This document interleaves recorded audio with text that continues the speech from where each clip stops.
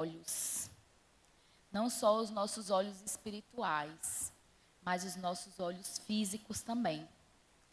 Porque a igreja, ela também é responsável para nos fazer enxergar, entender, guardar e nos proteger.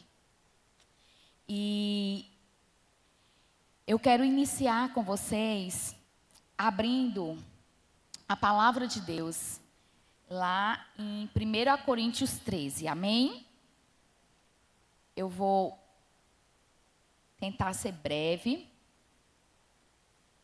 porque nós vamos ter algumas atividades bem importantes nessa noite.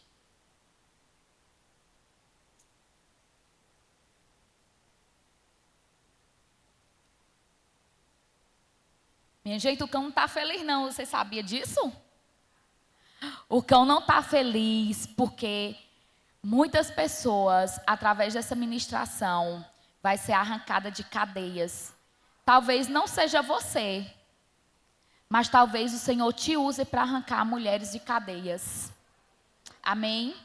Então, só para você ter noção que o cão não estava feliz, eu perdi meu óculos. E eu achei em 2 minutos assim, essa maravilhosa goia ali do Senhor aqui. Eu olhei para a irmã ali, que é a dona da ótica, eu disse, eu perdi meu óculos. Ela, tu quebrou teu óculos? Não, eu perdi. Aí eu achei, eu digo, eita glória. Aqui tudo é assim, tudo é profético. A gente libera e daqui a pouco a outra já faz, já move, e Deus faz o negócio acontecer e não tem vez para Satanás. E como é importante nós estarmos assim, com a igreja cheia de mulheres, lotadas, porque... E esse tema, vocês sabiam que o mais importante nesse tema que a gente vai tratar hoje, de violência contra a mulher, é o apoio? Então, pegue na mão da pessoa que está do seu lado. Quando a pastora falou isso, eu disse, meu Deus, tá, nós estamos tudo alinhados no céu. Diga, você é responsável por me apoiar. É isso aí. Glória a Deus, aplauda o Senhor. Nós somos responsáveis por apoiar as nossas amigas. Então, quando tem aquele negócio que diz assim, em briga de marido e mulher, ninguém mete a colher. Aí você diz, epa, a minha eu meto. A minha colher é grande, eu meto. Sabe por quê? Porque você pode estar salvando uma vida. Amém? Quem viu recentemente uma intervenção lá no Crato, onde um bandido estava assaltando, saiu em todas as redes sociais. O bandido estava assaltando uma menina, e depois que ele assaltou, ele puxou ela e ele iria estrupar aquela menina. Tá certo? E era a intenção daquele homem. Ele era um maníaco, ele é um maníaco, ele é um abusador, entende? E a intenção dele era estrupar ela e matar, não era roubar. Porque o desejo dele era a vítima, não era o objeto. O objeto de desejo dele não era o celular, era ela. E como isso é importante, porque um rapaz ia passando, alguns chamam de heróis, e é herói mesmo quem mete a colher. Porque ele foi responsável para salvar a vida daquela menina naquele dia. Ele poderia só ter estrupado ela, o trauma seria psicológico gigantesco, mas ela ainda estaria com vida. Porém, ele poderia ter estrupado ela e matado ela. E a vida dela ter sido ceifada ali. Mas por uma intervenção, diga, por conta de uma intervenção, aquela vida foi salva. E aí o que é que isso tem a ver com a palavra de Deus? O que é que isso tem a ver com Deus? Quem é o nosso interventor imediato? Quem é o nosso interventor 24 horas? É o Espírito Santo de Deus. O Espírito Santo de Deus, ele intervir na nossa vida 24 horas. Guardando a nossa vida de não ser o que? Ceifada pelo inferno, por Satanás, pela sede de matar. Então, uma pessoa que ela está na situação de abusador, ela sim está com a mente demoníaca.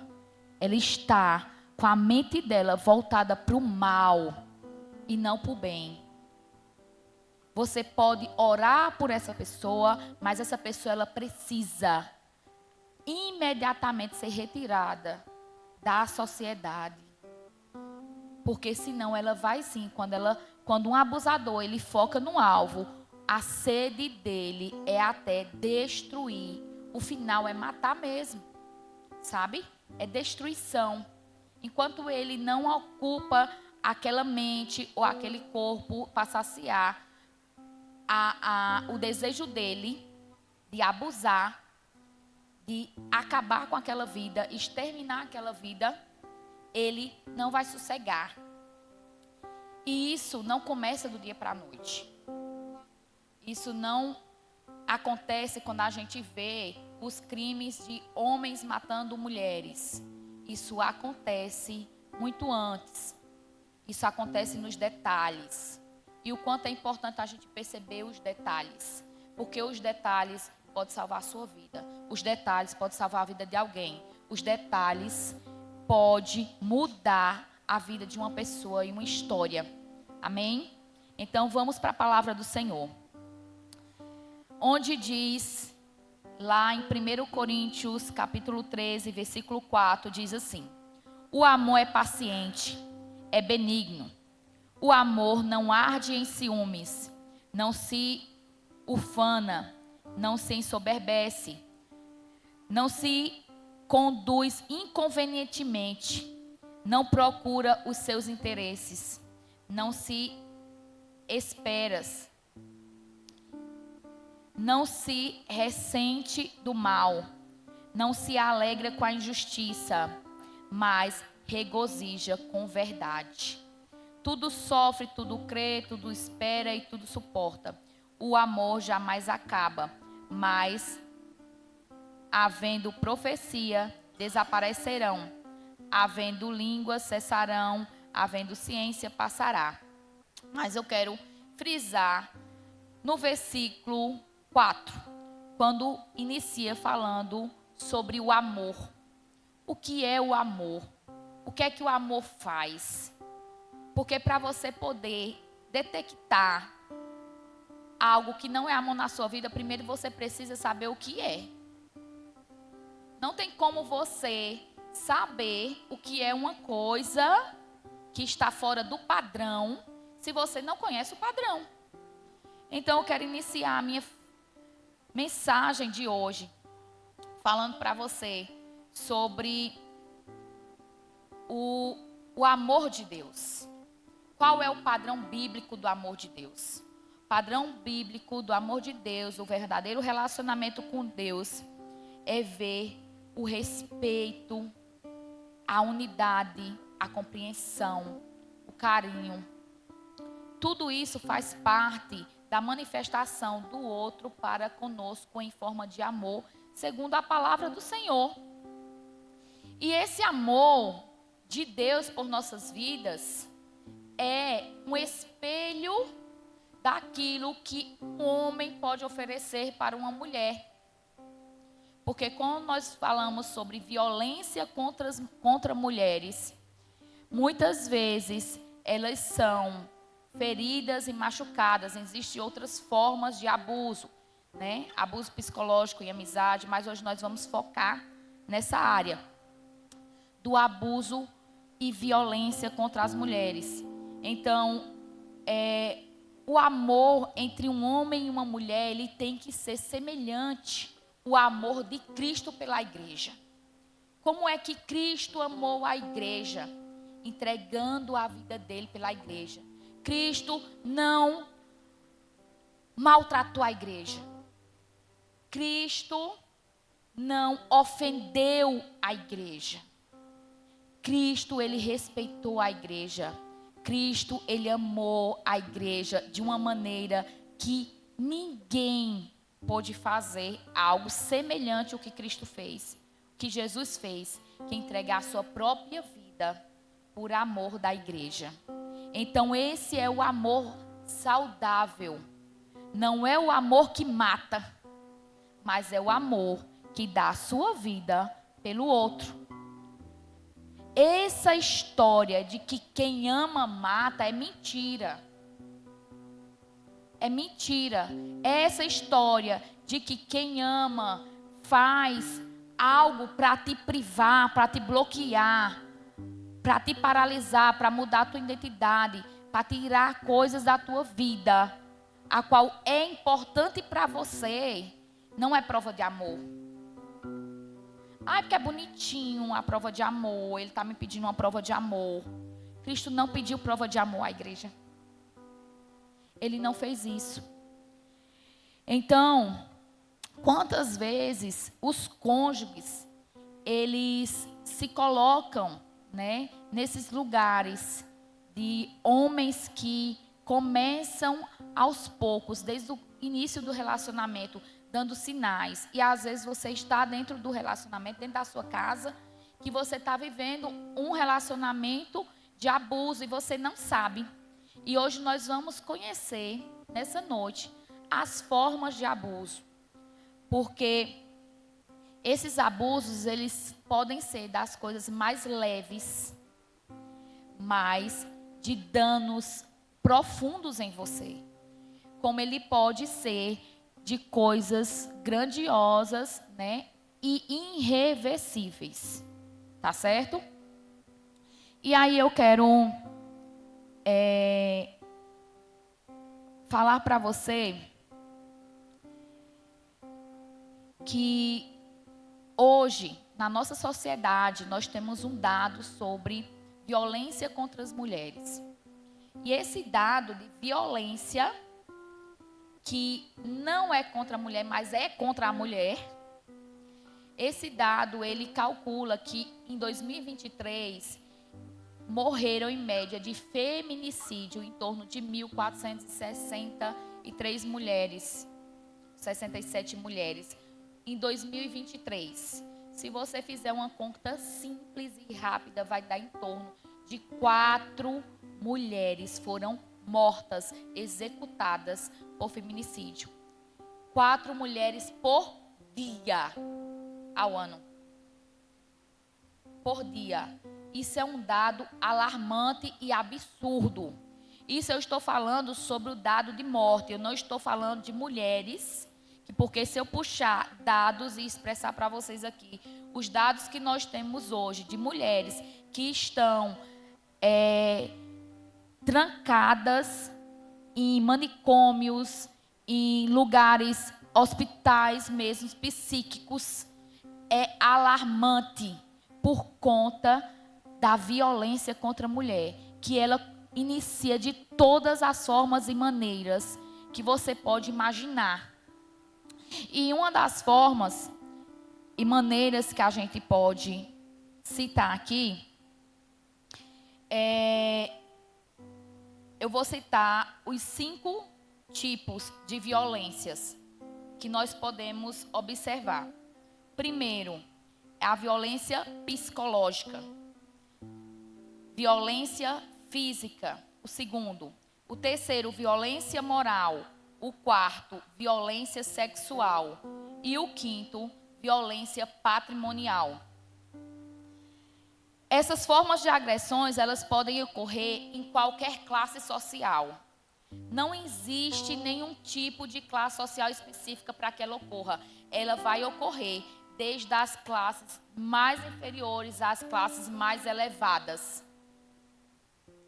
Nós vimos também, há um tempo atrás, né, promotores, juízes, matando suas esposas.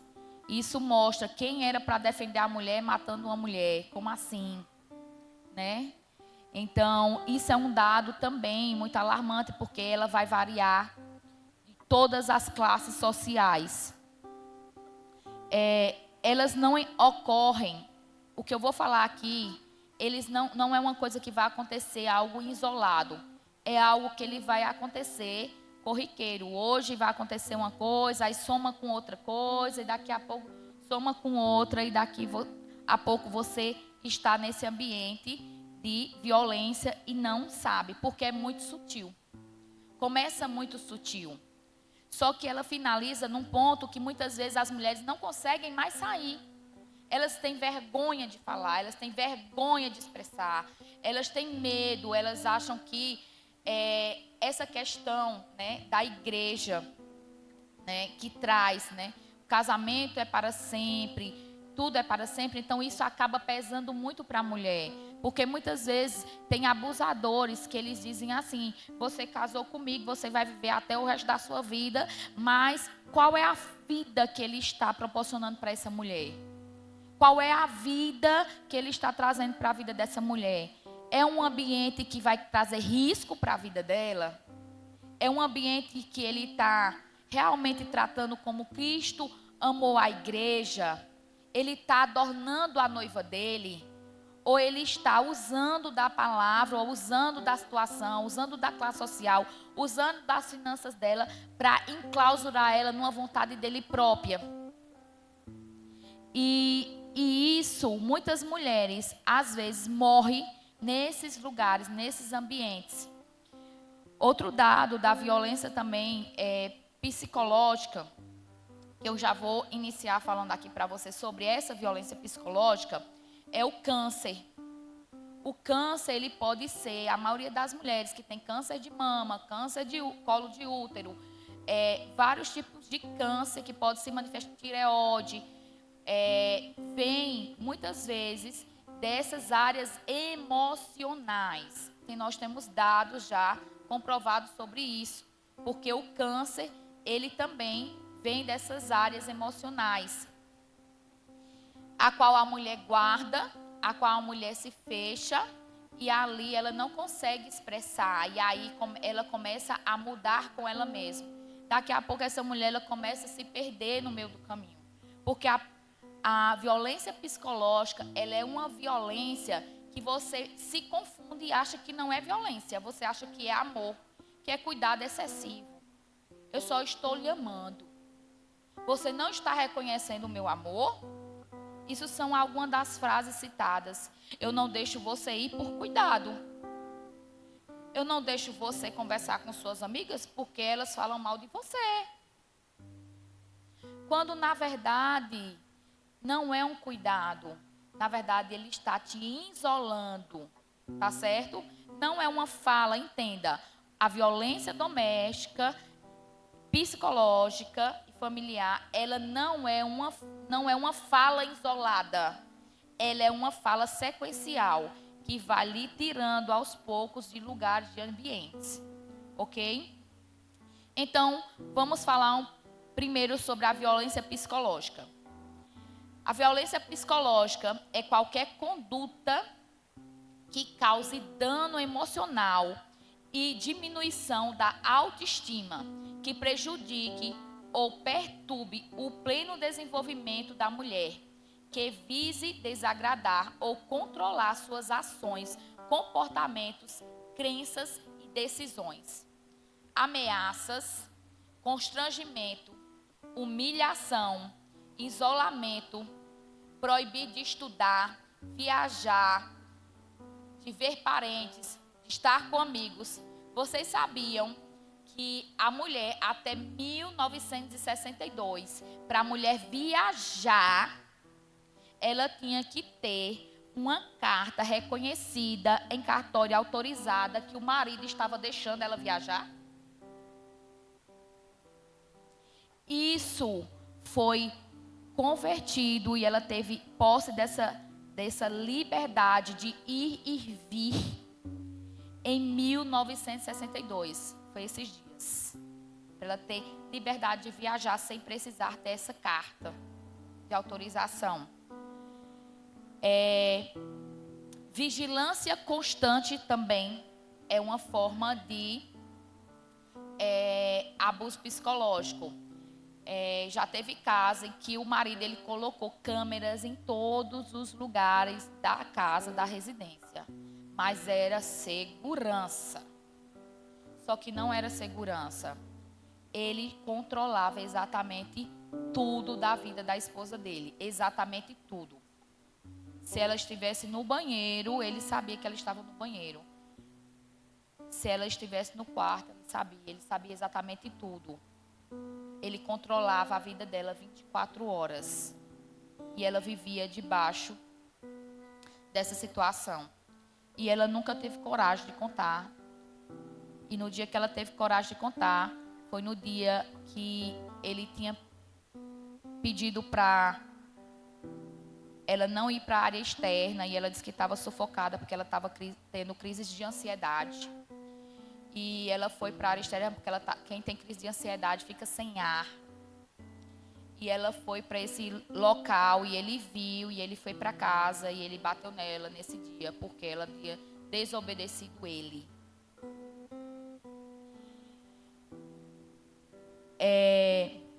Perseguição costumais. O que é isso? É aquela perseguição obsessiva. Aquela perseguição que, tipo assim, eu terminei um relacionamento, só que ele não aceita. Ele vai querer. Isso é desde o namoro, é qualquer tipo de relacionamento conjugal. Ele não aceita e ele começa a dizer assim: eu vou lhe pastorar na porta da escola. E você sai, você vê que ele está lá, ele está na porta, ele está na esquina da tua casa. E daqui a pouco, todos os lugares que você vai, aquele homem está lá. E ele não está lá porque ele simplesmente vai estar lá porque ele lhe ama, porque essa vai ser a fala dele. Ele está lá porque ele quer apenas em algum momento, ele tem algum plano para realizar ali na tua vida. Só que as mulheres acabam dizendo, é amor. Ele me ama tanto, não sai da minha porta. Ele me ama tanto que não sai da esquina. Aí todo dia, terminei com ele, mas ele vai todo dia lá em casa falar com manhinha, quer saber como eu tô, continua. Cuidado. Cuidado. Cuidado. Você talvez esteja sofrendo esse tipo de abuso, só que seus olhos apaixonados acabam despercebendo essas situações. E você pode estar em perigo e não perceber. Sabe aquela história que diz, não vai acontecer comigo? Aconteceu com fulano, mas não vai acontecer comigo. Eu conheço ele, eu amo ele. Olha, ele me empurrou naquele dia, como bem colocou aqui a peça, mas é porque ele estava nervoso. Mas ele é uma pessoa muito boa. Ele é uma pessoa maravilhosa. Ele é gente boa. Olha o que ele fez por mim em tal tempo, em tal lugar. Mas geralmente os abusadores, eles querem de fato primeiro pegar a confiança daquela mulher. Chantagens, insultos, limitações de direito de ir e vir, ridicularização. Meu Deus, isso aqui acontece muito, muito, muito. Sabe aquelas brincadeirinhas sem graça que você... É porque ele é palhaço. É porque ele é assim mesmo. Mas não é. Sabe? Uma coisa é uma brincadeira que você se sinta bem. Outra coisa é quando você se sente ridicularizado. E todo mundo sabe o que é ridicularização, né? Se sente envergonhada. Não é uma brincadeira que você vai brincar junto. Porque eu sou brincalhona. Eu brinco com todo mundo. Enfim... Mas tem a brincadeira que é para te ridicularizar. Teve uma situação de uma paciente que ela chegou e ela também estava com uma crise. Ela falou sobre um problema, mas na verdade o problema dela era totalmente diferente. E a gente percebeu e iniciou assim, na ridicularização. Tipo, meu Deus, Goia, que cabelo lindo que você tem. Você é maravilhosa, não sei o quê. Ela lavou com shampoo de bagaço de cana. Por isso que o cabelo dela tá assim. Não gosto, horrível. Ridicularizei ela. Com certeza essa mulher vai se sentir oclusa. Ela vai se sentir reprimida. E aquilo ali vai ser uma brincadeira. Mas aquilo feriu ela já. Aquilo ali ela já se sentiu... sabe, diminuída na relação. Ela foi exposta em público. em algo que ela estava sendo elogiada. Nossa, como você emagreceu. É porque você não viu a serra que ela comeu lá em casa, ficou horrível, você tá uma baleia, ela tá muito feia. Não. Isso não é saudável dentro do ambiente relacional, entende? E isso a gente vai ouvir essas frases acontecendo, não é algo esporádico, entenda, é algo rotineiro. Porque quando ele disse isso, ele já disse um monte de coisa antes de você. Ele já falou do teu cabelo, ele já falou de várias coisas. E que você está saindo e ele está superior a você. E isso está causando o quê? Aos poucos os seus danos psicológicos. A exploração, tirar a liberdade de crença. Isso também é um tipo de abuso. Quando o homem ele te proíbe de ir cultuar, manifestar a sua fé, é também uma violência. Distorcer e intimidar os fatos, deixar a mulher em dúvida sobre sua memória e sanidade. Inclusive, tem um filme que ele retrata sobre isso, né? É o Gaslight. É um filme onde retrata que a mulher ela tinha posses e o homem ele queria aquilo e ele descobriu que para ele ter direito àquilo ali tinha que fazer com que ela mostrar e provar que ela estaria louca, que ela não estava sanidade mental normal. Então ele começava a convencer ela: você é doida? Cala tua boca, tu não sabe de nada. E ele começou a manipular, e ele começou a levantar situações para fazer com que as pessoas pensassem que ela era de fato aquela pessoa agressiva, que ela estava fora de si. Ele criava a situação e para ela, sabe aquela história assim, ele criou a situação para mim ficar como ruim na história, mas aí depois, no secreto lá, só eles dois, aí ele: meu amor, que bobagem. Não, aquilo ali foi uma brincadeirinha que eu fiz com você. Não sei o quê. Só que ele já está marcando todo o cenário ali. E você já começa a acreditar: meu Deus, será que eu estou doida mesmo? Aí ele vai começar a jogar culpa em você. Ele vai dizer: olhe, aquilo só aconteceu porque você agiu desse jeito. Se você agisse desse jeito, estava tudo certo. E daqui a pouco ele vai começar a jogar todo o peso de todas as brigas e culpas sobre você e distorcer a tua visão de quem você é de fato. E isso acontece muito, muito, muito, muito. Quando esses homens abusadores, eles têm um poder sobre o valor financeiro da mulher. Então, ele acaba usando muito isso para coagir essa mulher e dominar ela, sabe? Para que ele tenha sempre posse na área financeira dela. Por exemplo, aquela mulher que mantém a casa, que cuida de tudo, que banca financeiro, e o homem trai, faz atrocidades com ela, e ela não consegue sair dessa relação. Por quê? Porque ele já fez ela acreditar que ele é bonzão em tudo. E de alguma maneira ela está presa dentro dessa violência diária, que ela começa a dizer: meu Deus, mas ele está certo. E daqui a pouco o que era certo deixa de ser certo e o que é errado começa a ser certo. E isso também é um tipo de violência, porque ele começa a dominar você de uma maneira que daqui a pouco a tua mente ela está totalmente focada somente naquela pessoa. E você começa a construir uma situação a qual você acha que de fato você não está em si, que você precisa de ajuda. E ele vai ser frases repetitivas e: procura uma psicóloga, você está louca, você é agressiva, você joga tudo no chão, você não faz nada certo, você não faz nada direito. Olha aí o que é que você está fazendo. Ele provoca situações e você acaba achando que você sempre realmente é a culpada.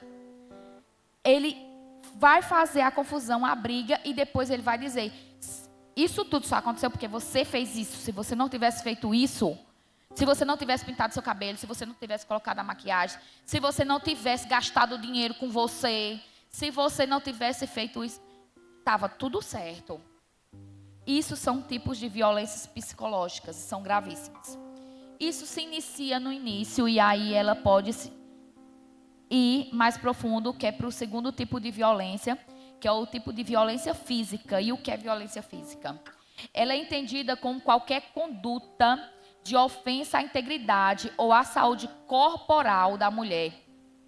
Espancamento, atirar objetos, sacudir, apertar o braço, estrangulamento, sufocamento, lesões com objetos cortantes ou perfurantes, ferimentos causados por queimaduras ou arma de fogo, tortura. Tudo isso é considerado como a violência física. Sabe quando briga e ele pega um objeto e eu vou tacar isso na parede, para não tacar na sua cara, para não tacar em você, entende? Isso é uma violência física, mas não foi em mim, foi na parede. É físico. É um tipo de violência física, porque ele está expressando ali que seria com você. Então, o seu corpo, ele já vai sentir.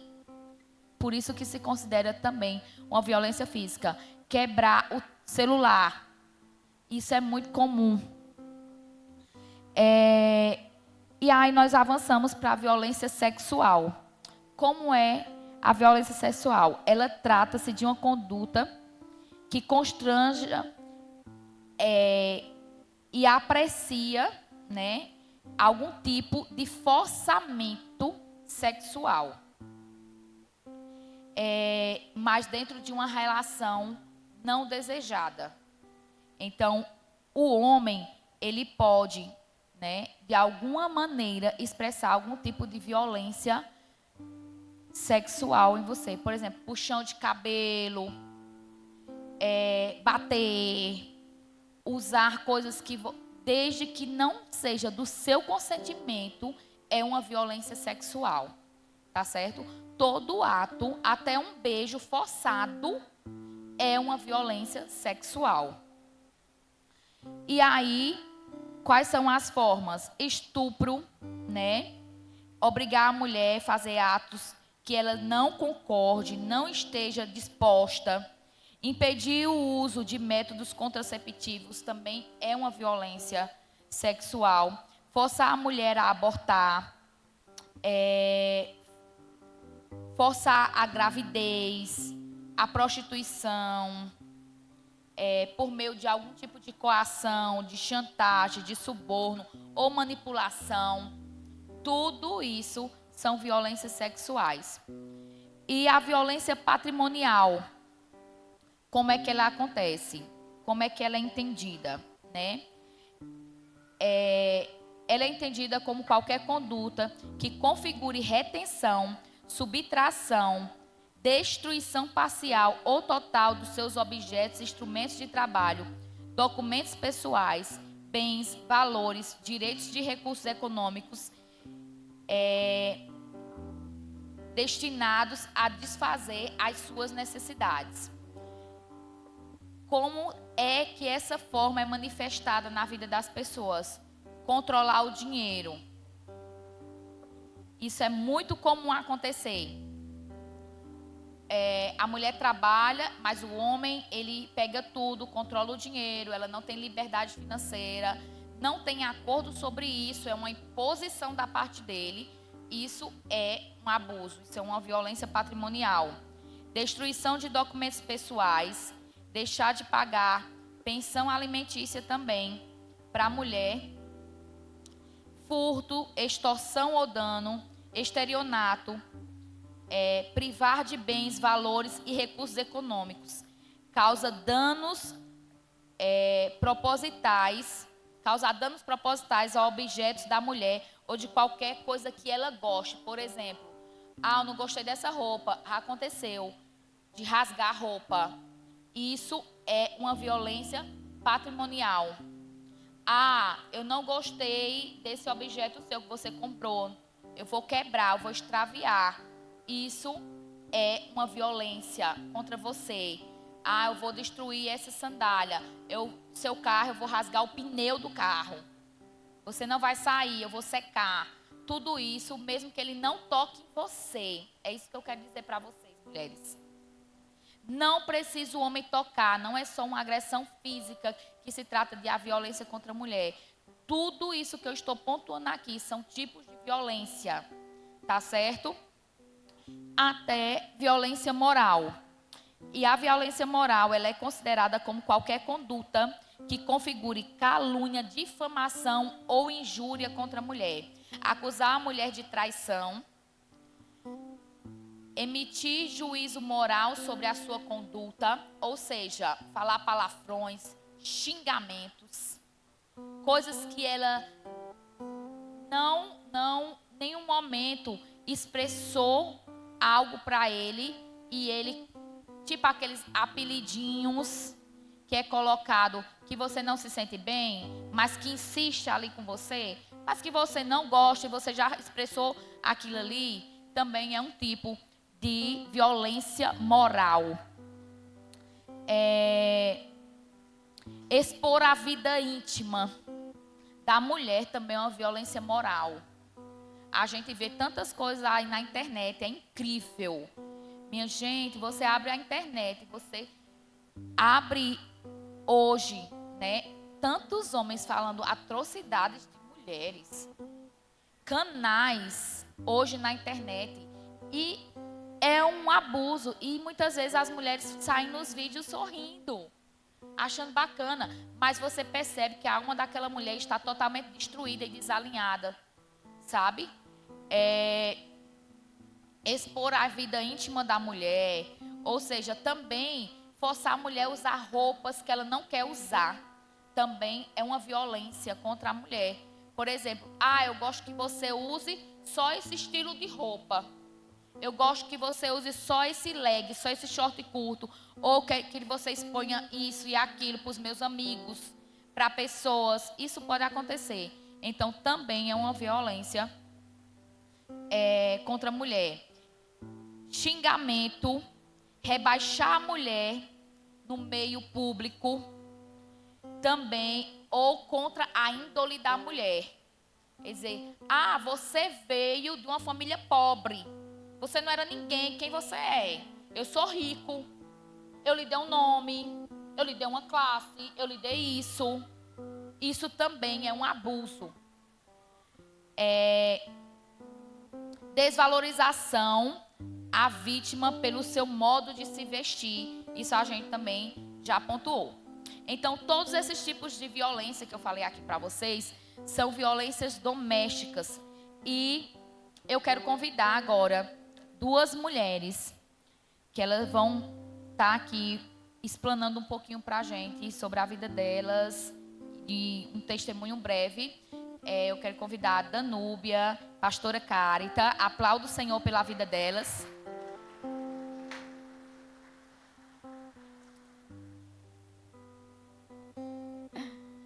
Essas mulheres, elas vão falar um pouco de tudo que elas passaram, da sua história.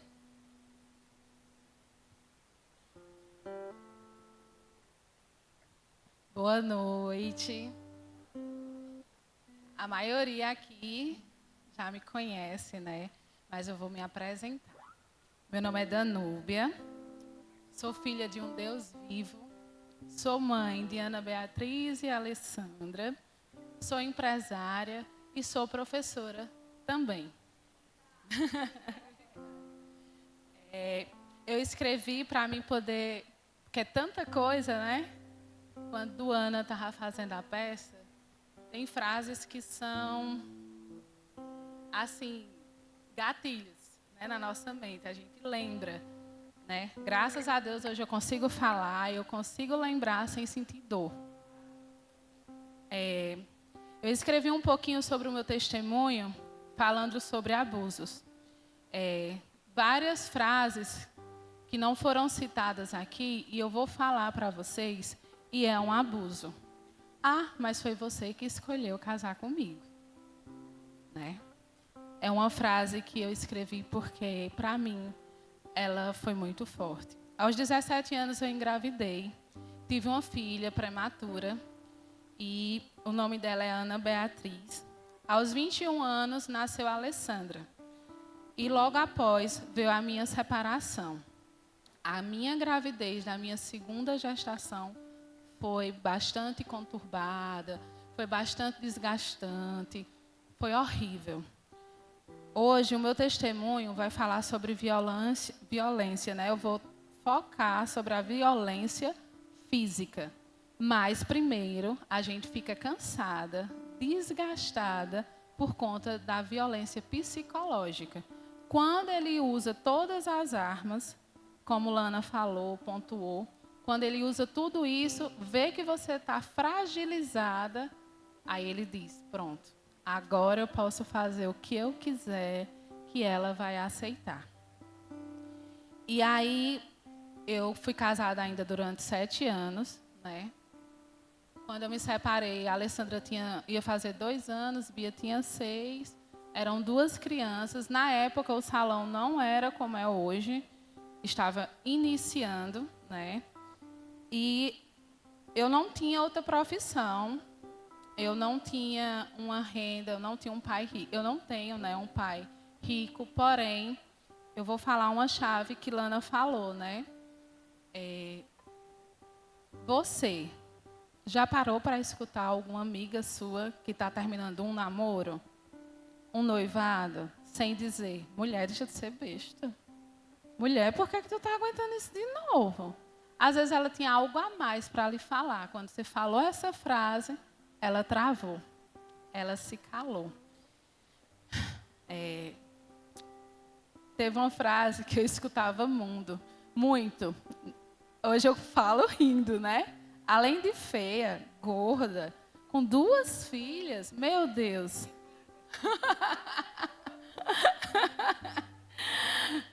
Você não tem opção. Eu nunca vou deixar você em paz.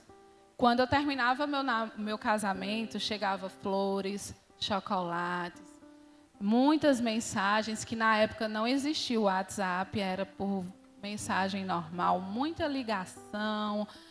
Meu Deus, minhas clientes olhavam e diziam, mulher, dá uma nova oportunidade. Ele parece ser uma pessoa tão boa. Na frente de todos, ele era educado, falava baixo, nunca me gritou. Nunca. Ele nunca falou gritando as suas brincadeiras. Ele sempre estava brincando. Eu já perdi tudo. Agora tanto faz. Eu não vou suportar te ver bem. Essa era a frase de ameaça de forma indireta que ele usava para mim. Eu não suporto lhe ver bem. Eu não vou suportar viver sem você. Se você ficar do meu lado, eu vou mudar. Se você ficar comigo e acreditar na minha mudança, eu vou conseguir. Gente, ameaça e agressão nem sempre é de maneira direta. Quando a pessoa quer mudar, ela não precisa de 5 oportunidades ou de anos de oportunidade. Ele precisa da oportunidade. Casamento tem que ser debaixo de oração mesmo, não é fácil. Eu sou uma separada que não aconselho a ninguém a se separar. Eu não estou aqui lhe motivando ao desamor. Eu estou aqui para motivar vocês a se amarem. Aos 23 anos, de maneira direta, sofri 3 tentativas de homicídio. De forma bem direta. A primeira, estava eu e minhas 2 filhas, ele cortou a mangueira do gás e ateou fogo.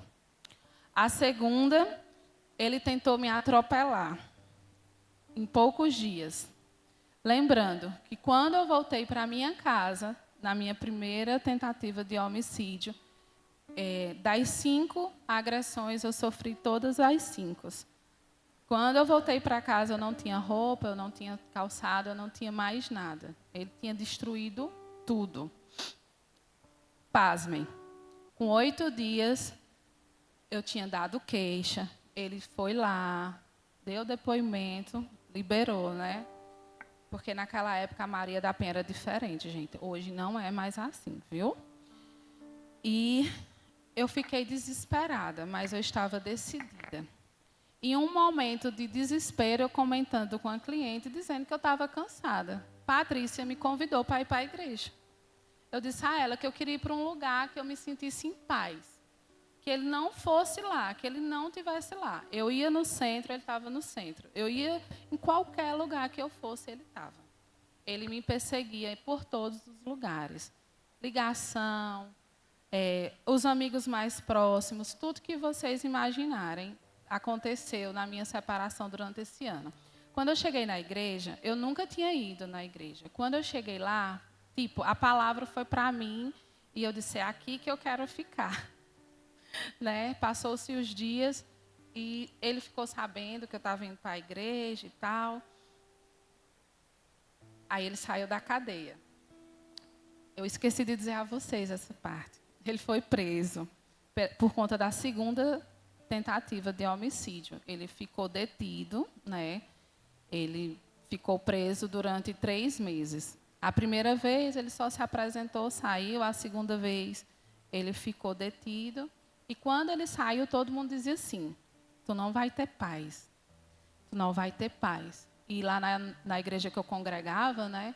Que na época, a pastora Dalva, Manu, ela não está aqui, mas na época, Manu lá atrás.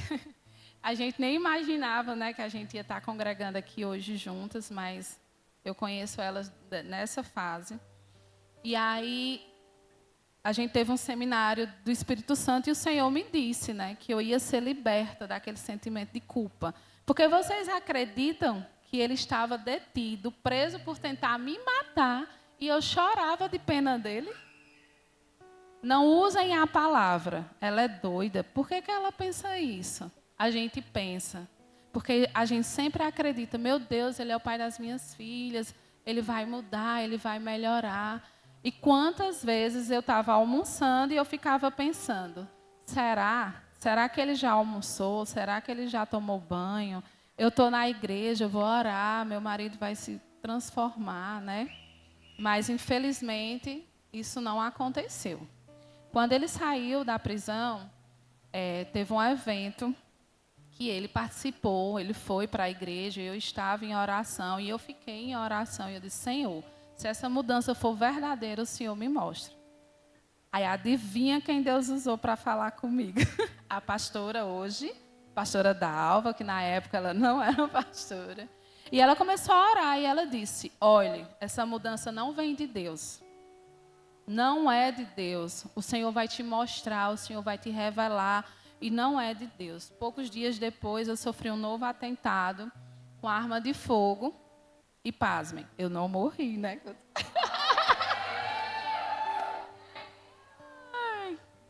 Deus tem 2 formas.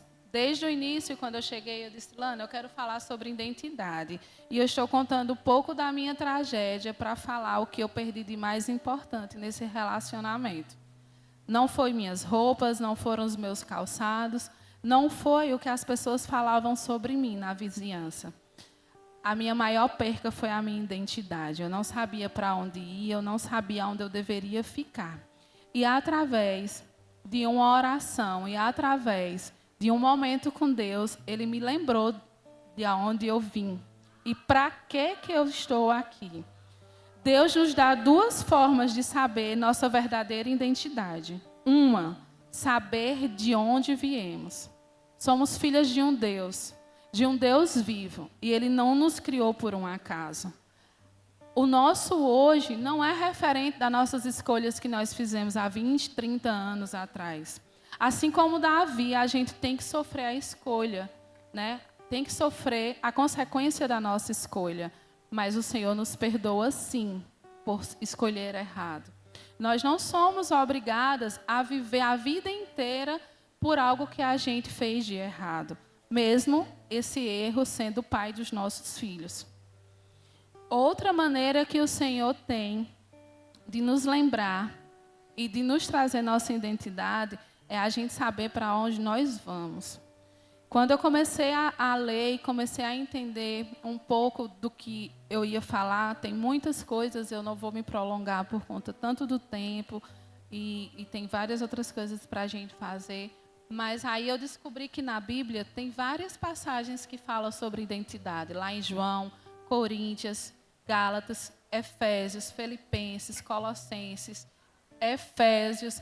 Gente, tem tanta passagem, tanta palavra na Bíblia que fala sobre a nossa identidade.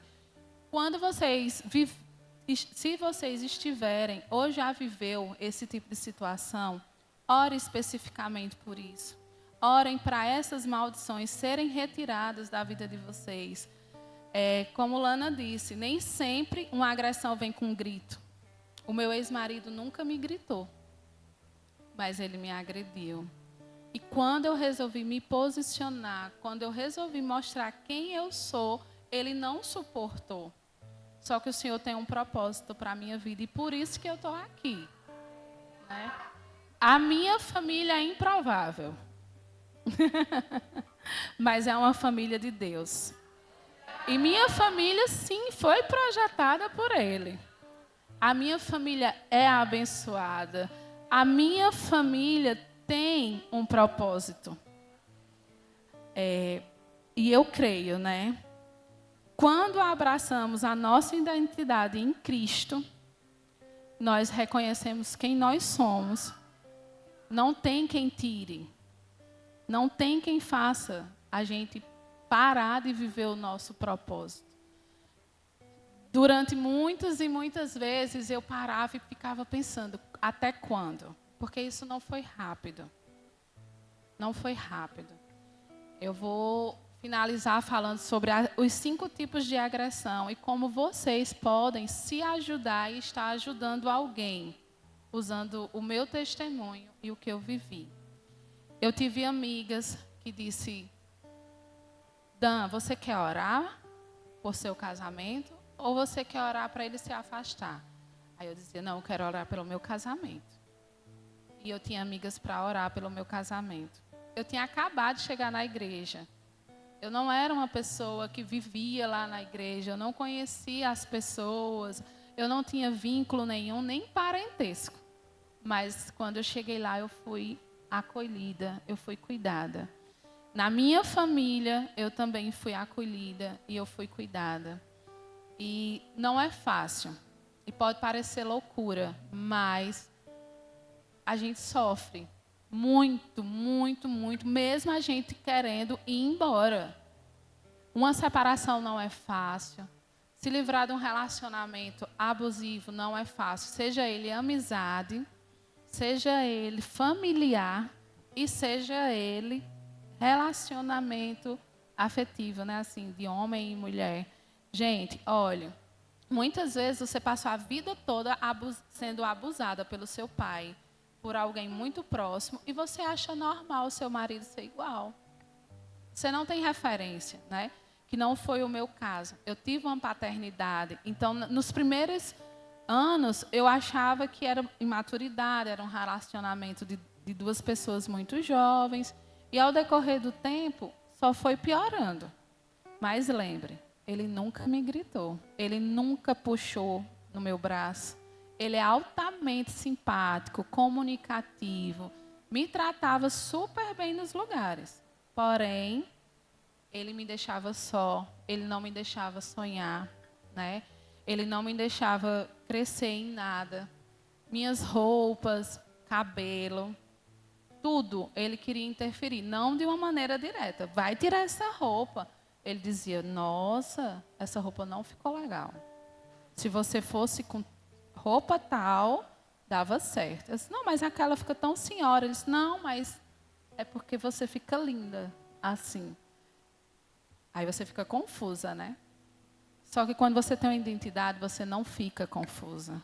Pois o Senhor lhe deu características únicas. Se eu pegar o dedinho da pastora Carta e botar lá na academia, ela não passa no meu lugar. Porque ela é única, né? Você tem que se conhecer, saber a sua identidade. Porque quando você sabe, você vai saber diferenciar o que é cuidado e o que é descuidado. E palavras não precisam ser gritos para trazer feridas. As palavras às vezes são mansas e acompanhadas de um sorriso, mas ela deixa cicatrizes que só o Senhor cura, né? A palavra, assim que eu comecei a congregar, tinha a palavra de Romanos, era a que eu mais gostava de dizer, que é: eu não vos conformeis com este mundo, mas transformei-vos pela renovação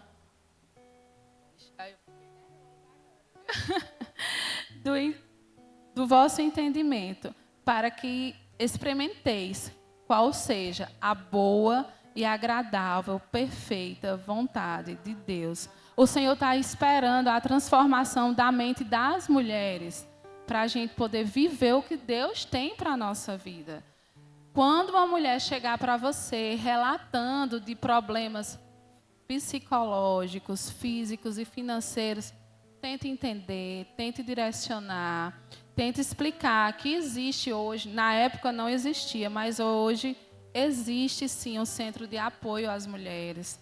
A mulher que ela desejar sair de casa, existe um suporte também do governo do estado. Existe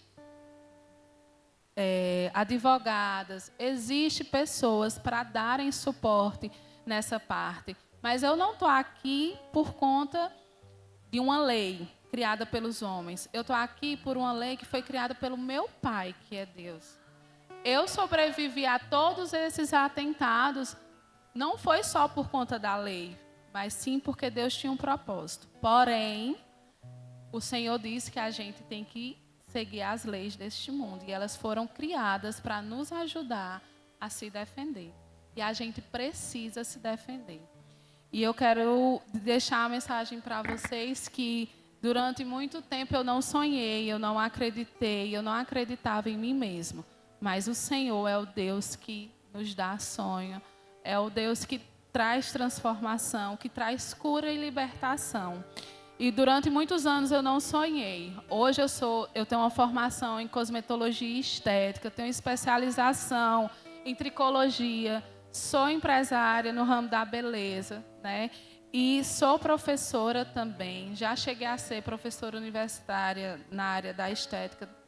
Dei uma pausa por questão de tempo e saúde também. Estou falando dos bens materiais para vocês entenderem. Quando o Senhor me deu a palavra que o meu casamento não era de Deus, Ele me deu a palavra que Ele era o meu esposo e que nunca ia faltar nenhum suprimento para a minha casa e para a minha família, e nunca faltou. Hoje mora eu e minhas 3 filhas. Toda a renda da minha casa vem do meu trabalho, vem do dom que o Senhor me deu. E eu não quero falar, eu deixo por último para falar as conquistas profissionais, porque isso para mim é o acessório, né? Mas eu quero te dizer, você precisa sonhar, você precisa acreditar, você precisa curar outras mulheres, você precisa ouvir outras mulheres. Não é besteira ela não conseguir sair do namoro. Ah, ela é rica, por que ela se submete a isso? Mulher, tu está se submetendo a isso, mas eu estou aqui para te ajudar. E eu quero te mostrar o quanto tu é especial, o quanto Deus te ama, o quanto Deus precisa de você bem. Então lembrem, vocês têm uma identidade que foi feita antes de vocês nascerem. O Senhor te desenhou, te escreveu, mesmo antes de tu chegar no ventre da tua mãe, né? E que eu costumo dizer que eu não vim de uma família abençoada, com uma construção cristã como eu desejava, né? Que fosse desde o início.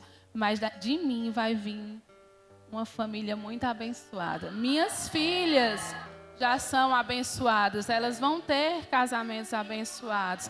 Eu vou ter um casamento abençoado, né? E eu vou pedir 3 minutos para uma dinâmica bem rapidinha. Dá tempo, Lana? Dá tempo, Lana? É rápido, é um louvor. Que esse louvor fala muito ao meu coração. E eu vinha pensando nele, só que minha amiga Jéssica está rouca e muito gripada. Aí eu pedi às meninas para cantar esse louvor para mim. E esse louvor fala muito do que Deus tem para a gente. Que Ele é um Deus que cura. E Ele é um Deus que traz na nossa memória sonhos que foram retirados.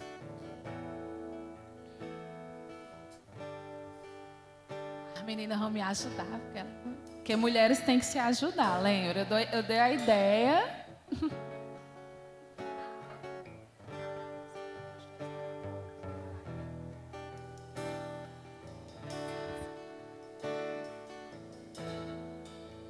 Se tentarem matar os seus sonhos, sufocando o teu coração, se lançaram você numa cova e ferido, perdeu a visão. Se tentaram matar os teus sonhos, sufocando o teu coração, se lançaram você numa cova e ferido, perdeu a visão. Não desista, não pare de crer. Os sonhos de Deus jamais vão morrer. Não desista, não pare de lutar, não pare de adorar.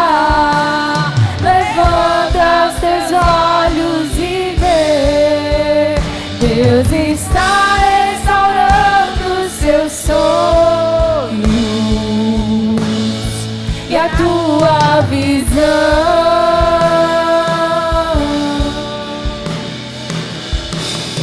Recebe a cura,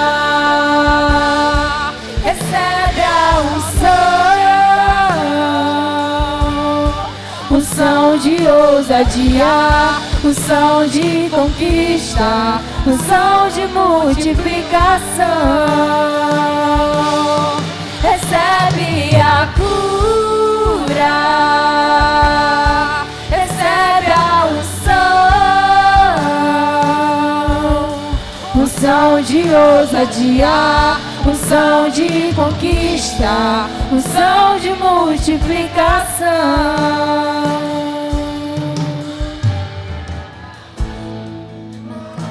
Os teus sonhos sufocando o teu coração, Você acorda, se lançaram você numa cova e ferido, perdeu a visão.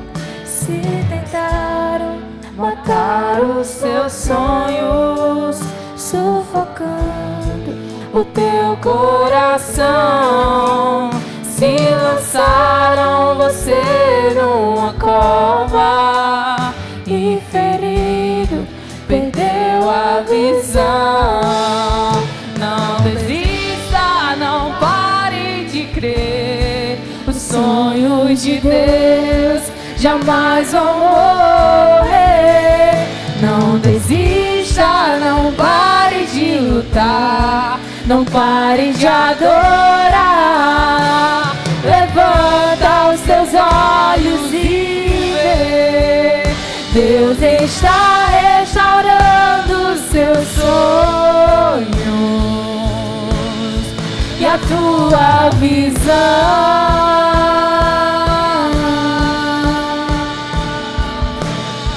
Recebe a cura, recebe a